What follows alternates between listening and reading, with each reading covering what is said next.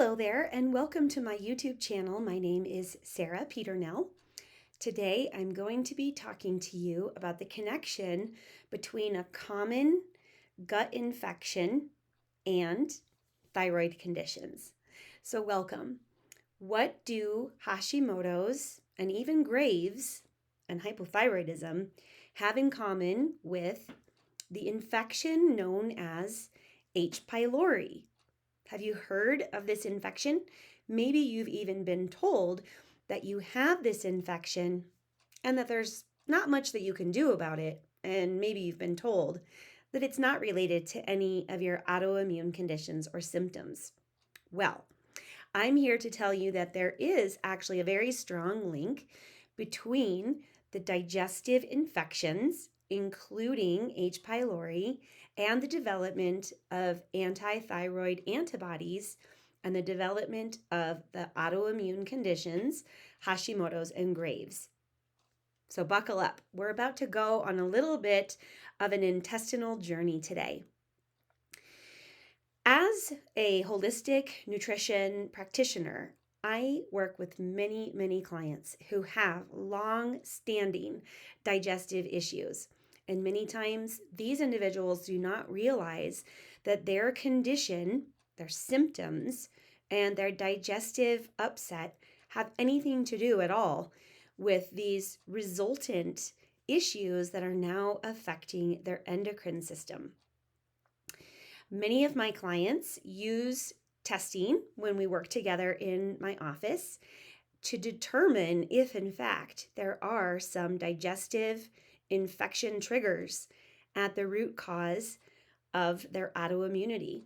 Now, the important thing to keep in mind, and today I'm just focusing on chronic gut infections like H. pylori, but please keep in mind there are many different kinds of triggers that can be related to autoimmunity. There are genetic triggers, there are environmental triggers, of course, there are infectious triggers, there are food triggers, and so on and so forth. In fact, even stress and lack of self-care, lack of a strong body, mind, and spiritual connection can also be a trigger for the ways in which your body uses all of this external outside information and what can then transpire. So it's very multifaceted. When we're talking about the development of an autoimmune condition and potentially some of the deepest of the root causes, we would be remiss in the field of holistic nutrition if we weren't looking at the microbiome. So today I want to share with you in particular information about H. pylori, what it is, how you can get it, how it affects your thyroid, and how you can naturally get rid of it. So, okay, let's jump in. First of all, oh my goodness, what is H. pylori? Well, H. pylori is actually gram-negative bacteria. Okay, so it's a specific type of bacteria because of its shape and the way that it burrows into our digestive tissue lining, in particular the stomach. And also it secretes a special kind of acid enzyme that can also affect all of the biochemical aspects of digestion, starting with stomach acid. It can also affect pancreatic enzymes, and it can also greatly change the other microbiome balance in your body. So H. pylori, it's called Helicobacter pylori, we'll just call it H. pylori for short, is bacteria that is very persistent in terms of its habitation of your digestive tract. It can come and go. In fact, oftentimes, many of my clients, and myself included, have seen flare-ups in Hashimoto symptoms or hypothyroid symptoms with a corresponding return of a chronic gut infection like H. pylori.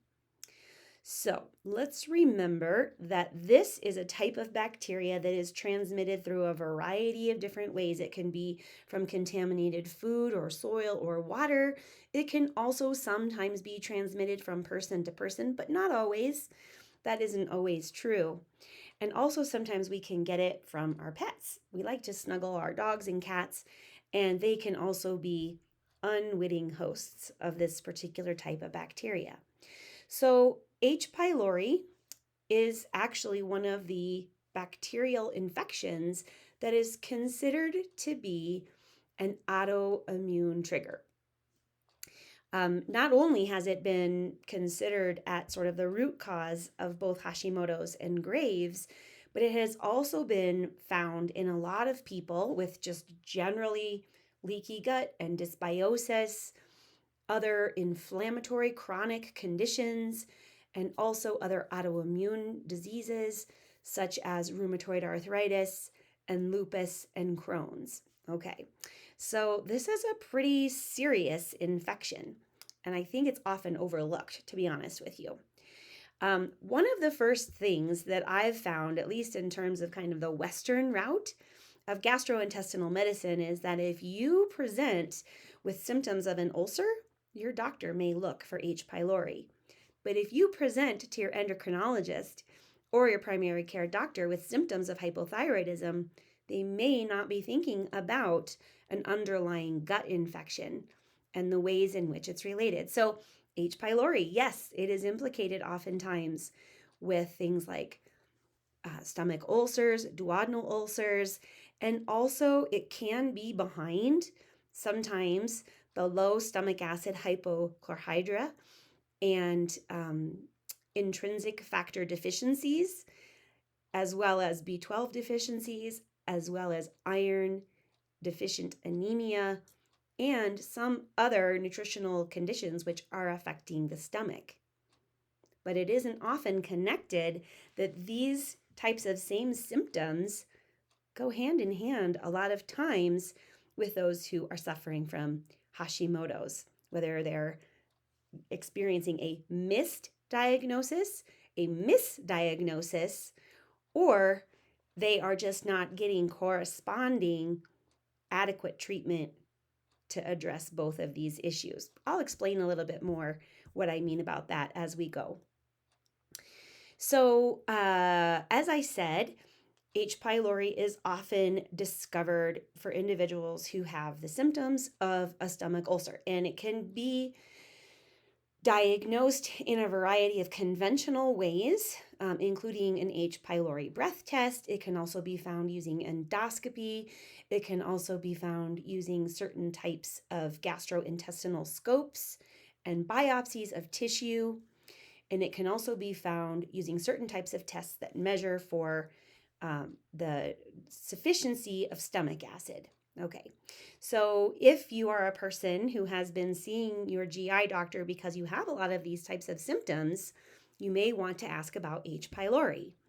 Secondly, a lot of people have reflux or GERD or silent reflux or silent GERD because the low stomach acid is actually contributing to weakened esophageal sphincters and also kind of a regurgitation of those improperly digested foods that are causing some of the inflammatory patches and discomfort within the esophagus. So like a burning, a cramping, a tasting of acid, or kind of the verping sensation. These can also be related to all of the basically related symptoms of H. pylori. So it's really important not to let any of these just go and keep popping Tums all day long. It's important to get to the root cause of these digestive symptoms and the role that it is likely playing in your Hashimoto's or Graves'. People who have low stomach acid also tend to have a lot of nutritional deficiencies. So in my practice, I use the SpectraCell micronutrient test to measure and understand and also help my patients better, my clients rather, better understand the types of foods and nutrients that they need to incorporate. And then they can take this information back to their primary care doctor and they can share maybe what needs to be adjusted with thyroid medication or what needs some adjustments in other doses of medication if they do in fact have low stomach acid. There's a lot of things that are related along these lines. Okay, so how does this relate to basically, I guess, the general population? Is H. pylori common?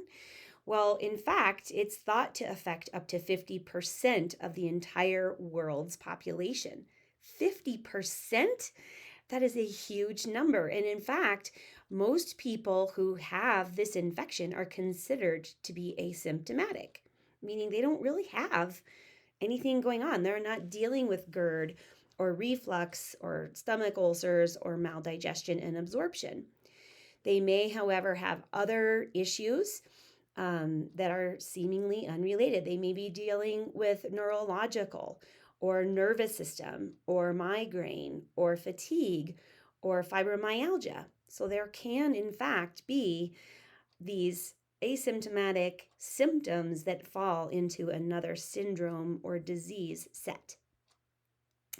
So I personally believe that H. pylori is one of the first things we should be looking for in any person who's been diagnosed with Hashimoto's, or in any person who's been diagnosed with a chronic infection, a chronic disease, or a chronic set of symptoms that can't be resolved using traditional methods or your typical natural methods of eating a clean diet, practicing good lifestyle measures, and taking proper supplementation. It's often not enough just to do these things if there's a persistent bacterial infection at the root cause. Now, you'll see in the pinned comments down below and in the description that I'm going to be posting a lot of the connective scientific research and studies that show these connections and the ways in which autoimmunity may develop due to a combination of factors, but especially where there is H. pylori. A lot of these research studies are looking at antibody studies where they've conducted kind of before and after with thyroid function or autoimmune markers before and after treatment. So these are some of the more interesting studies because they actually show how there can be a reduction in thyroid antibodies, improvement in TSH, and better absorption of medication after H. pylori has been discovered and eradicated from the body. So these studies actually are pretty correlative. And also, what I have found is just that for the most part, there usually is some kind of underlying infection when we talk about these triggers. So I do recommend, if you have Hashimoto's, not just to look at your nutritional deficiencies, but also to look at a stool test. In my office, I use the GI map test, which is a wonderful test that helps to kind of evaluate all of the different types of pathogens, whether they're viral, bacteria, maybe parasitic, and also the balance of both beneficial, commensal, opportunistic, and all of the different types of bacteria that are in the body. Because one of the things that we know for sure also with H. pylori is that in its presence, there may be a whole series of other commensal bacteria issues leading to dysbiosis and leaky gut, food intolerances, digestive symptoms, and so on and so forth. All right, those are some other subjects that we can talk about in another video. But I do the GI map test because, again, it helps us to assess whether or not the threshold of these pathogenic markers, and it's again measured using DNA from the stool, is above sort of the determining range whether or not it may be impacting a person's health negatively. So I've done the GI map test for myself for many years, and as I said, I mentioned this test to all of my clients as being something that's really important to understand some of their core issues.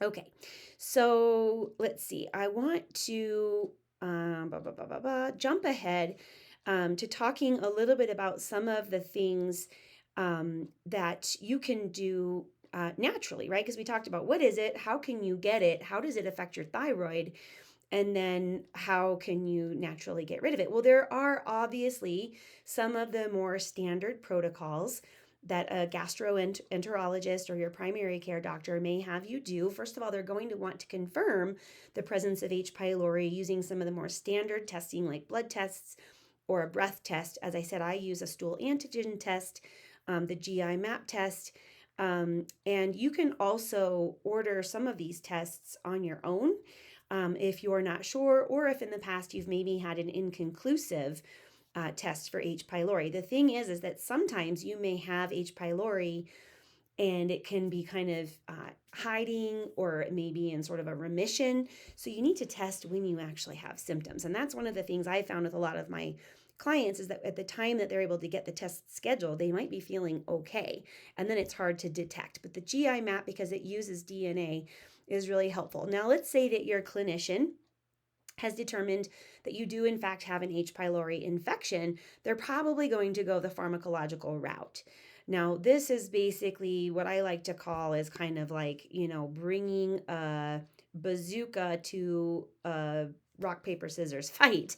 Now, that doesn't mean that H. pylori is a wimpy infection, because it's not. It's actually a really big infection, but it doesn't always require the flamethrower to get rid of that bacteria. Your doctor may have put you on a variety of different types of antimicrobial or antibacterial drugs like amoxicillin or clarithromycin. They may have used antifungal medications, maybe tetracycline.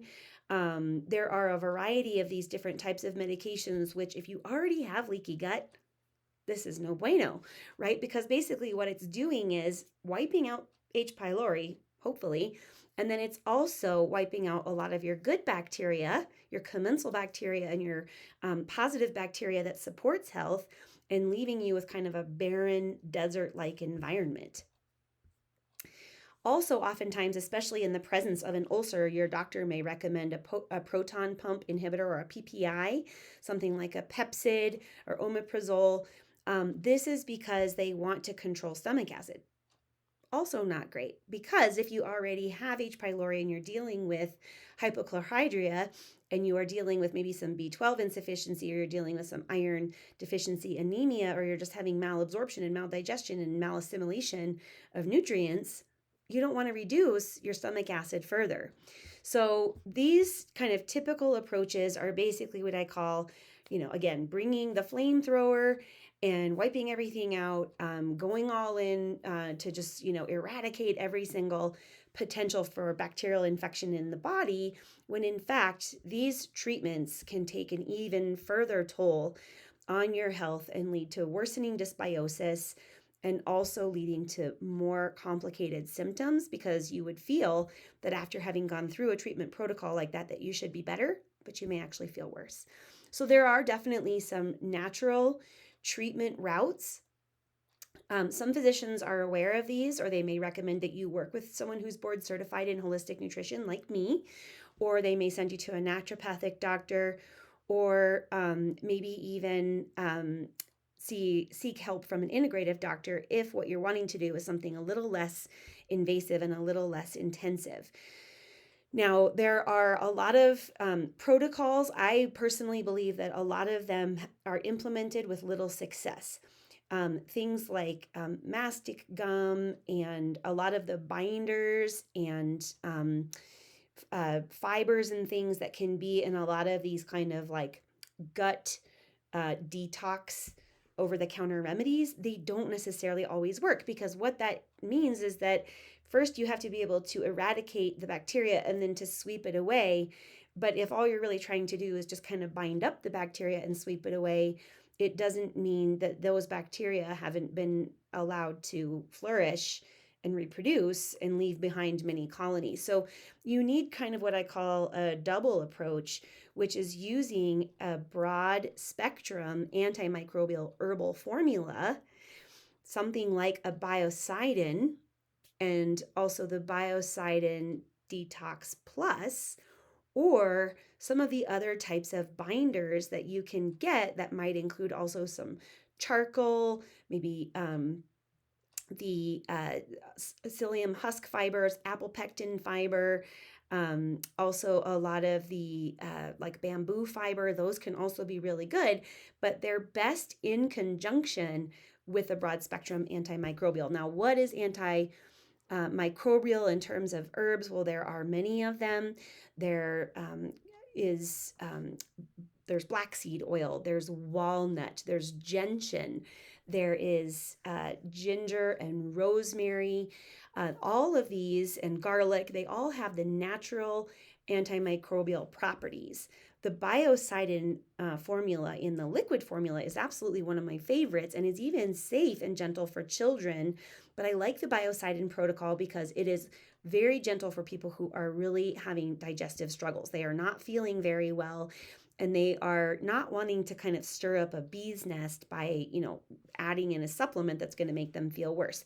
So you can titrate up slowly and start to slowly eradicate some of that bad bacteria while leaving the good guys intact, and then use one of the binders to help usher it out. Other herbs that can be helpful just for kind of soothing and nourishing the gut may include aloe vera.